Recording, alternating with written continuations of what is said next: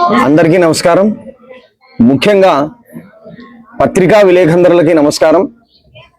ప్రభుత్వ పాలనను ప్రజల దృష్టికి తీసుకెళ్లడంలో కానీ, ప్రజల సమస్యలను ప్రభుత్వం దృష్టికి తీసుకెళ్లడంలో కానీ పత్రికలు ప్రముఖ పాత్ర వహిస్తాయి. అంటే ప్రజలకు ప్రభుత్వానికి మధ్యన వారధిలా పనిచేస్తాయి. దానికి ప్రభుత్వాలు కూడా పత్రికలు ఇచ్చే సమస్యల మీద ఆధారపడి కొన్ని సమస్యలు పరిష్కరిస్తుంటాయి. ఈరోజు ఈనాడు వార్తాపత్రికలో ఒక వార్త ప్రచురితమైంది. మన స్థానిక నందలపాడు దగ్గర రైల్వే స్టేషన్ పోయి దారిలో నీళ్లు ఉబికి బయటకు వస్తున్నాయని. ఇది చాలా రోజుల నుంచి ఉంది సమస్య. దీని పరిష్కారానికై జేసీ ప్రభాకర్ రెడ్డి గారు, అట్లే జేసీ అస్మిత్ రెడ్డి ఎమ్మెల్యే గారు దీనిపై ప్రత్యేక శ్రద్ధ వహించి కౌన్సిల్ మీట్లు దీని గురించి పెట్టి ఎస్టిమేట్ చేసి దాదాపు 18 లక్షల వరకు శాంక్షన్ చేశారు.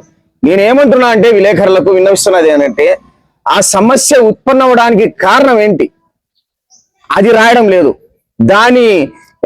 ఆ సమస్యను పరిష్కరించడానికి ప్రభుత్వం అంటే అధికారులు కానీ మన నాయకులు కానీ ఏం చేస్తున్నారు అది రాయడం లేదు. కానీ సమస్యను మాత్రమే ఎత్తి చూపుతున్నారు. కానీ ఆ సమస్య ఉత్పన్నమైనందుకు గత ప్రభుత్వ పాలకులు కారణమని, అదేవిధంగా ప్రజల నిర్లక్ష్య ధోరణని అది చూపలేదు.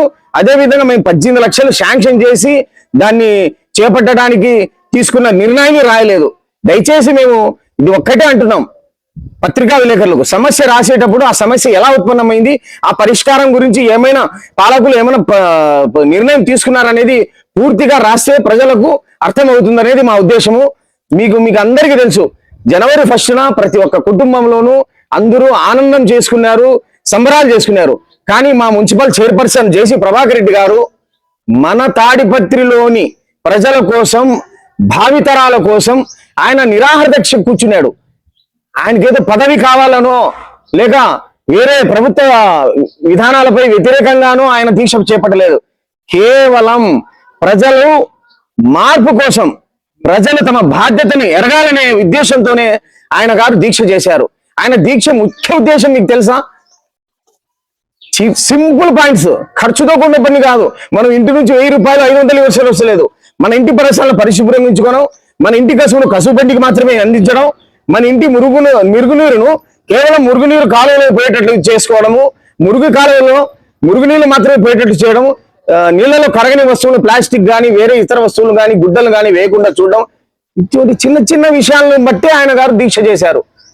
ఆయన కోట్లు మున్సిపాలిటీకి గడించి పెట్టినారు.